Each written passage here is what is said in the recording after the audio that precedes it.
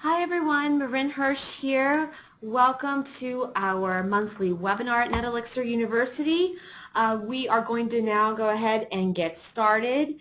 Today's topic is something really fascinating and different that actually has never been done before and is a first for Elixir.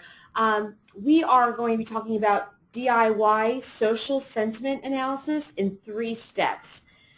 So we're going to go ahead and get started here. Just a brief background about Elixir real quick before we begin. If you don't know who we are, our mission here at Elixir is to help digital marketers succeed online. We were incorporated in 2005, so we've been around for over 10 years now. We are a global search marketing company with offices in Princeton, where our headquarters is, as well as across the globe in London and Hyderabad, India. And we have a team here of over 75 fanatically analytical search marketers. We've invested over 5.5 million hours of hands-on retail search marketing experience. So at Elixir, we have 3 different business lines of services, technology, and consulting. So we do everything across the board when it comes to full management for our clients for paid search, Google Shopping, search engine optimization, social media optimization, as well as much more. And then we have our own proprietary technology called Elixir. It's our multi-channel online marketing platform. And to give back to all those smaller businesses out there who maybe can't afford an agency, we've created Elixir Marketplace. We actually have over 55,000 users in 171 countries, and there are free SEO and SEM tools on there, so feel free to check it out, elixirmarketplace.com. And then for businesses who maybe need help with SEO but are on a limited budget, we actually created last year Elixir SEO, our toolkit and task manager for small businesses. And then we do consulting as well for analytics, digital marketing strategy, executive dashboard design, and so on. So at Elixir, a big focus for us has been understanding the intent behind every click on an online ad. We want to understand what these clickers, or really they're humans behind those clicks, what they're thinking, what they're feeling, and what's compelling them to click on an ad. So our data scientists have been analyzing the search marketing data to humanize each and every click and really understand the person behind that click. So here's just a sampling of some of our clients we work with, in all different industries when it comes to retail especially and travel. And one thing to mention, even though we've worked with many different kinds of clients, we know that no 2 businesses are alike, so we really take the time to learn the individual nuances behind every business and coming up with them with a customized strategy. So real quick about Elixir University, we were launched in 2012 with a vision of democratizing the digital marketing industry through exceptional knowledge and expertise sharing. And our goal here is to share best practices in retail and digital marketing with 10,000 businesses worldwide by the end of 2015.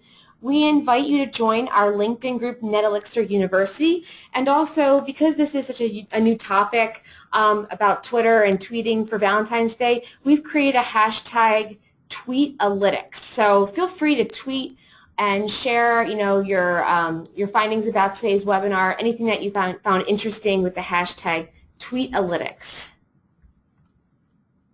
And our presenter today is going to be Elixir's founder and CEO, Diane. He founded PartyBingo.com. He loves being a guest lecturer and has lectured at Johnson School of Management at Cornell University, City University of New York, Baruch, as well as the Indian School of Business. If you'd like to link with Diane directly on LinkedIn, here's his contact info and also his email address. So our topics today for our webinar are going to be an introduction to sentiment analytics, as well as Valentine's Day tweetalytics, as we mentioned. Elixir's research, the first of its kind in the industry, and then also Diane's going to be sharing our observations. So I'm going to pass things over to Diane.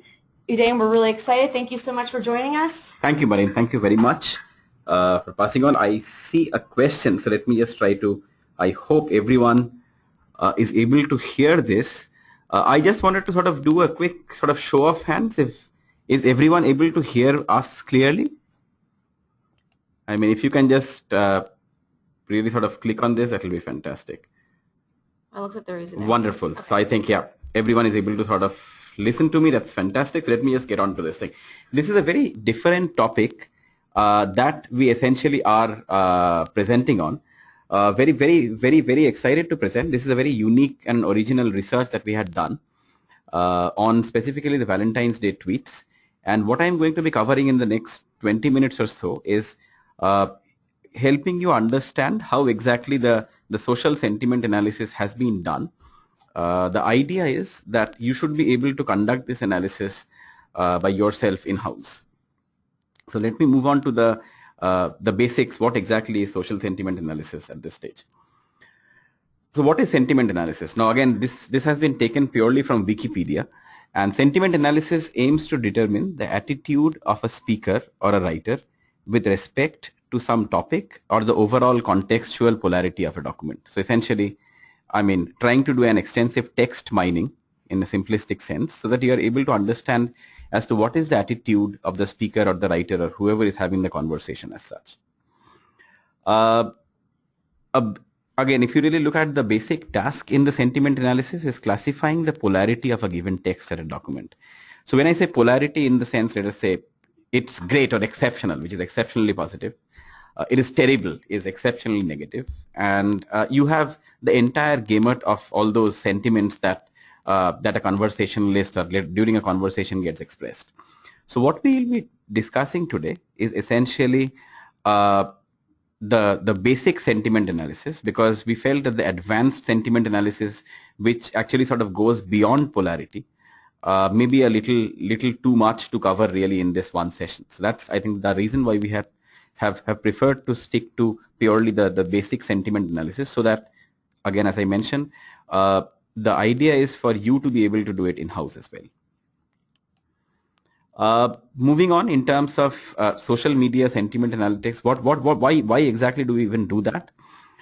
One hugely important reason is, thanks to the social media's tremendous popularity, we are able to get a pulse of what is really happening around us. So uh, which is done using sophisticated tools. We are able to capture the data. It is mostly unstructured data. So again, a lot of technical stuff will come up during my presentation. So I would definitely request any questions to be directly posted there. I'll just try to address all of them at the end of it.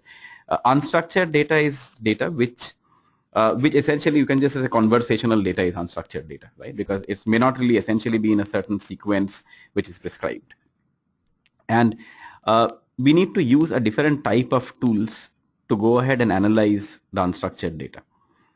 The second part is we, for this study, decided to focus on Twitter, primarily because I think we were trying to focus on one single emotion being expressed, and Twitter, because of its restriction on 140 characters, uh, really is a good tool because you can really express either a positive emotion or a negative emotion. It's difficult, though that was a struggle, I must say, during the data collection phase. I mean, it is normally a little difficult to have two very radically different emotions expressed within those same 140 characters. Moving on, just to give you an idea and understanding as to how important and how powerful social sentiment analysis is, there was this very interesting study which was done by the researchers from the University of Bristol. They collected about 484 million tweets from 9.8 million Twitter users. It was a massive study, and their purpose was pretty interesting. The purpose was to determine the overall mood of the UK population or the United Kingdom people. What is their overall mood on different days? So it was a very interesting study, and some of this thing probably is a little obvious, probably it seems, but again, done in a mathematical way, they have tried to quantify the obviousness probably. Like in 2011 summer, the Twitter mood was understandably of anger, while during the royal wedding, the Twitter mood was understandably of happiness. So it's a tremendous leap in terms of purely the marketing or the conversation and analytics, and that's what I think one of the big advantages of social media is. It really allows us to go fairly deep in terms of understanding the overall user behavior, the customer behavior, the people behavior, the overall mood as such, and try to really articulate and convert all of these data into very measurable units because again, going by the same formula of analytics, what you can't measure, you obviously can't control, right? So that's, I think, the overall spirit in the social sentiment analysis as such. So anyway, let me move on to the core of our study. We conducted this study specifically on all the tweets on or around Valentine's Day. The research project started on the 9th of Feb, so it's very recent, and the last day that we collected the tweet was 15th of Feb. And so I would sort of break it down into two parts. One is I'll try to explain over the next, let us say, 10 minutes as to what were the different steps involved, and the reason I'll have broken it down into different steps, it'll sort of help you to understand if you want to do a study for your company or for your product, brand, etc. You should be able to do it fairly easily. So again, how to derive insights? As I mentioned, it's all about the text analytics as such, right? So text analytics again is you're looking at conversations, aggregating all the conversations. But before even you aggregate, we call there is a process called the pre-processing stage. Pre-processing is just simply, in very simple terms, deciding what information is important and what is junk. Again, the definition of important and non-important depends on what your exact purpose is. The second part is data analytics. So once you have collected all this information, it's like huge. As you can see, millions and millions of tweets are collected. So understandably, it's impossible for you or anyone to really do it manually. So you have to use some statistical package to really analyze this information. So for our process, we used a statistical tool, again highly recommended, called R. It's called R, and it's a free tool. It's a great beginner's tool before you get into, let us say, something like, let us say, SAS and or Stata, STATA, and so on and so forth.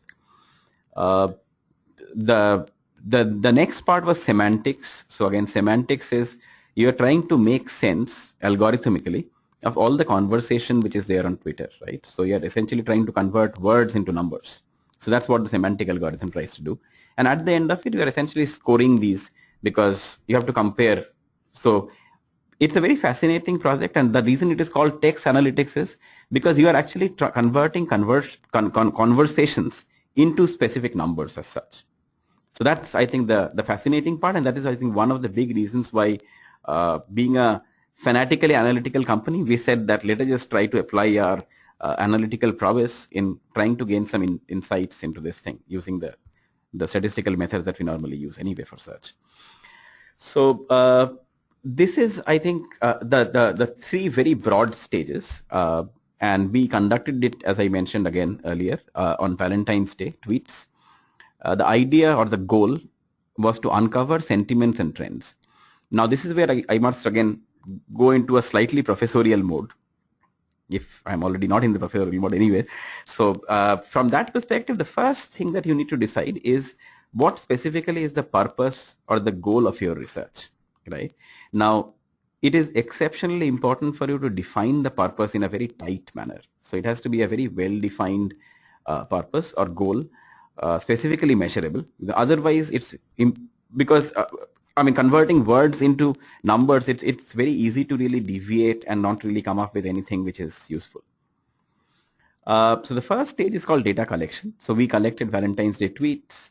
The second one is data processing. The tweets were cleaned and processed through, as I mentioned, the statistical package called R. And at the end of it, we analyzed all the data to find out the trends and sentiment.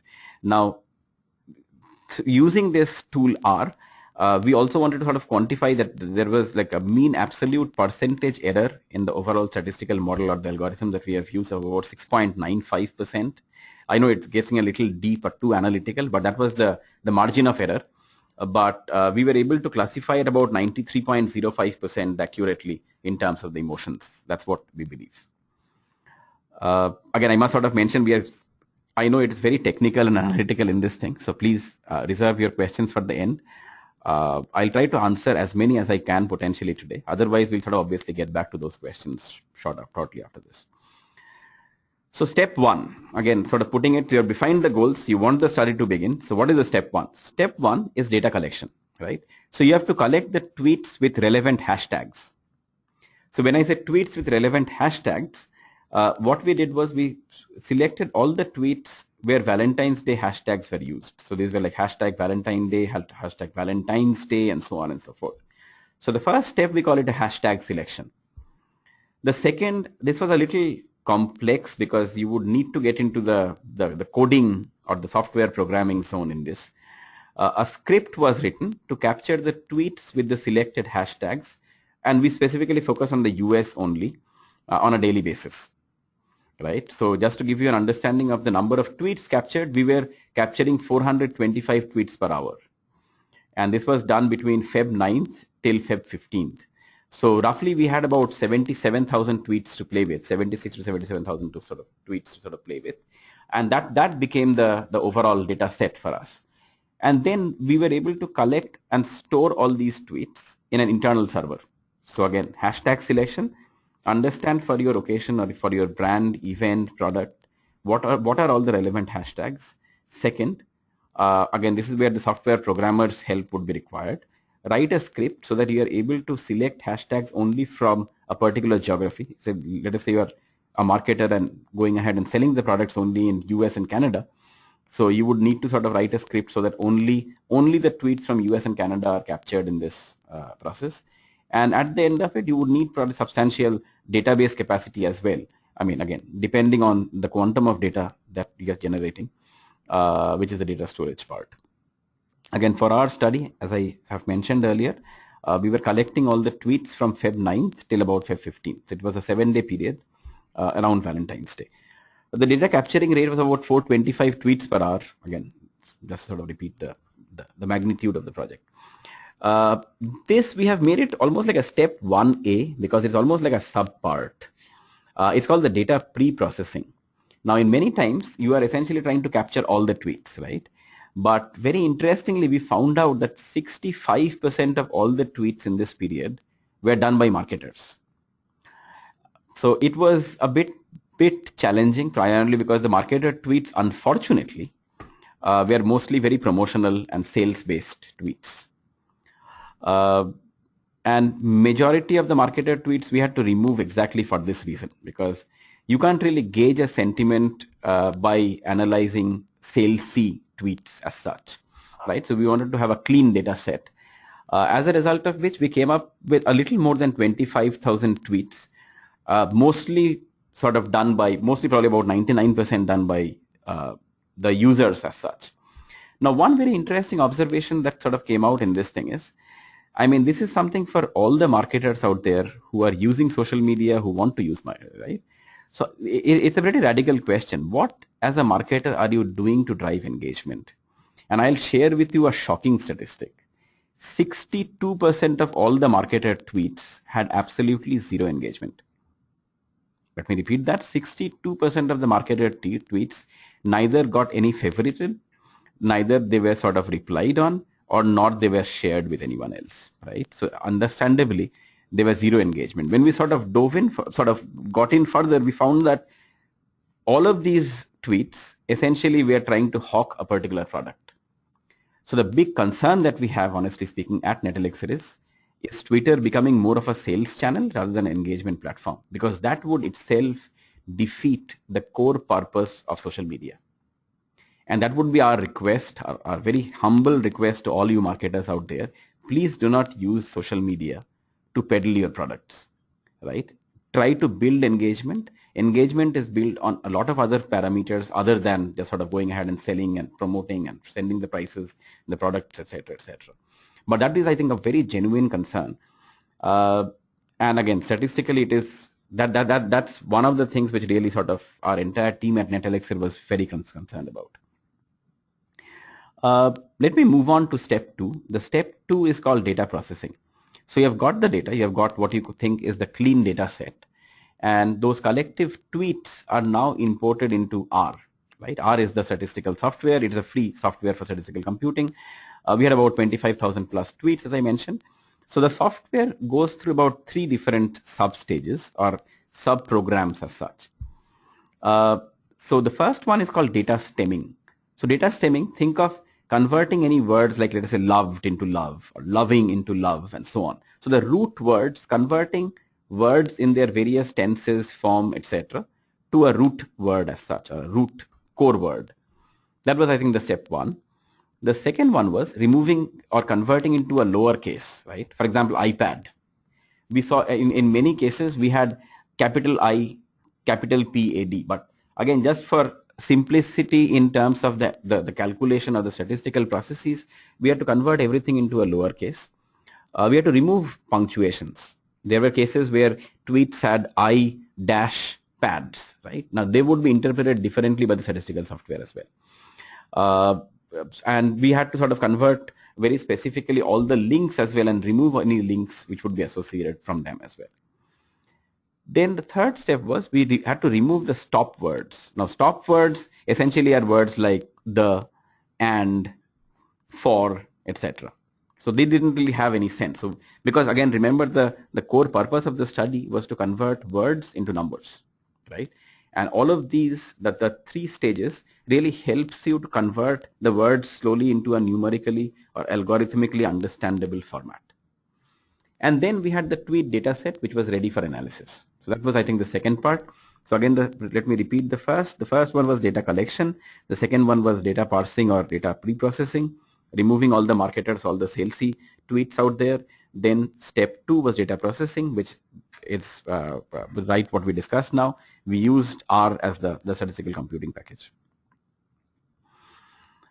Step three was when we got into the data analysis. We applied sentiment analysis and word frequency algorithms. So these were the algorithms that we had to actually create. I mean, sentiment analysis is there in R, so which is, I think, pretty word frequency algorithms. You have to tweak around a little bit, predefined in R based on the cleans data set.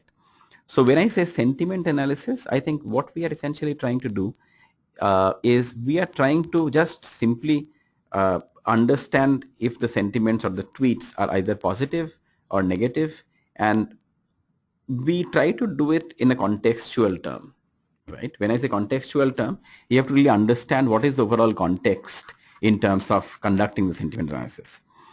The word frequency is how many times a particular word is appearing on in the overall Twitter as such. Now, how many times, this is just a scale that we have drawn. It is a sample representation as such. So again, two parts of sentiment analysis. The first one was going ahead and conducting the pure sentiment analysis using R. And the second one was using the word frequency algorithms, again predefined in R, to really find out what were the more popular words.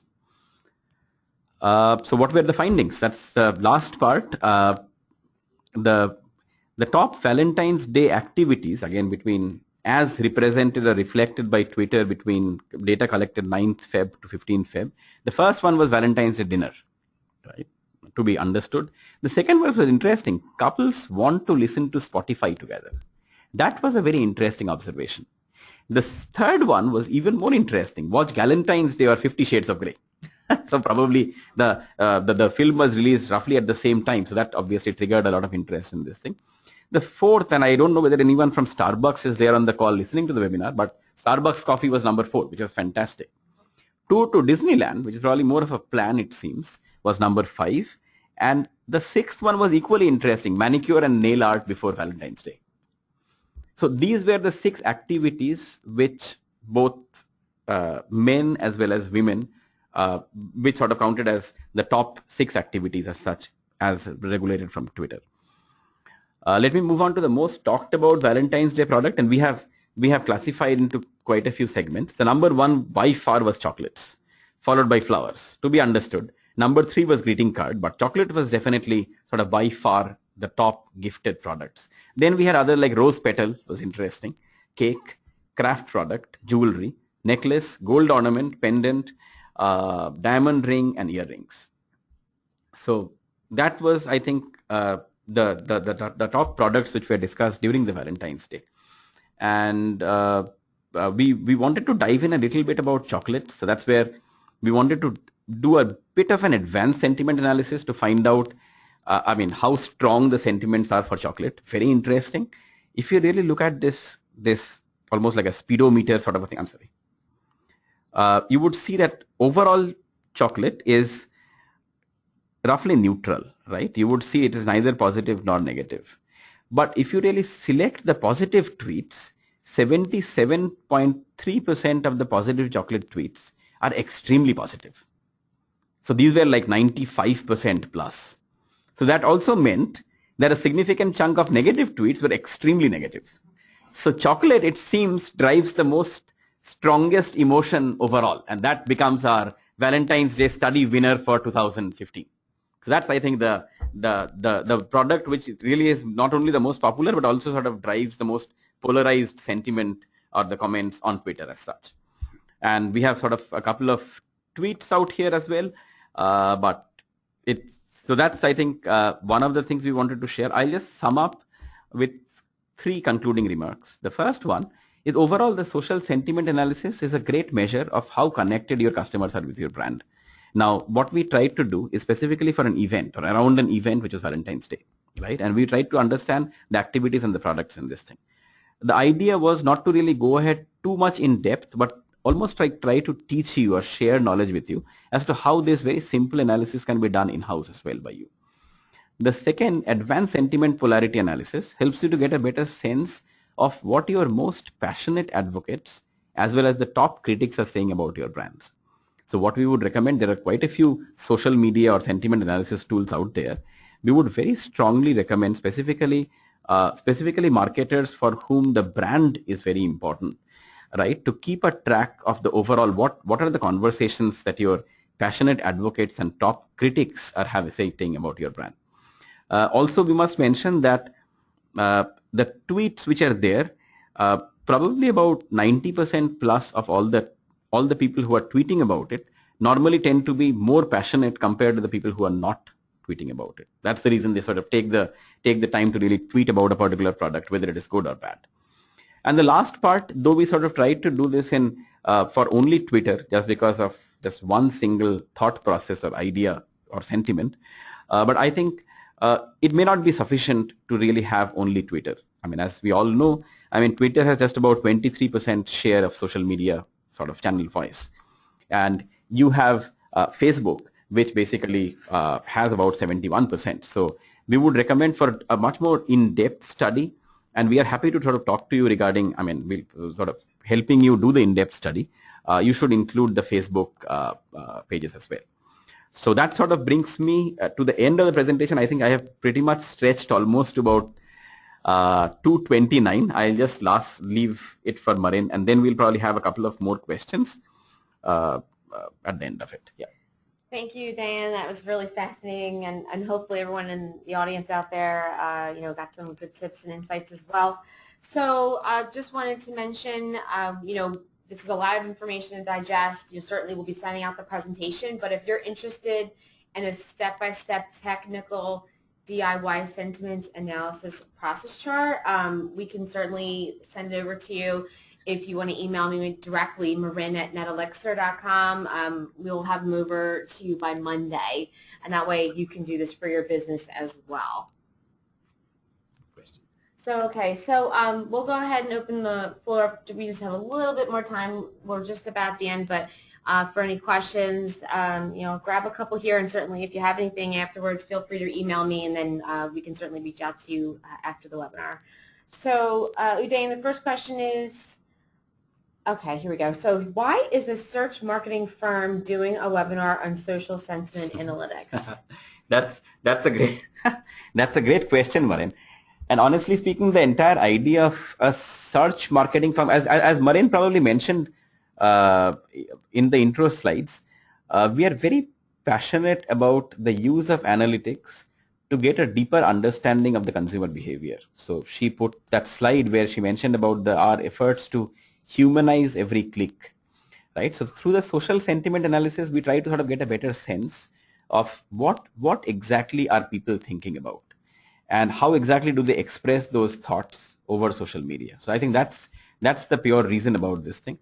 Now, the other point which I must also sort of add on to this is, slowly but most definitely, we are seeing a trend where social and search are really merging or blending in together as one single unit.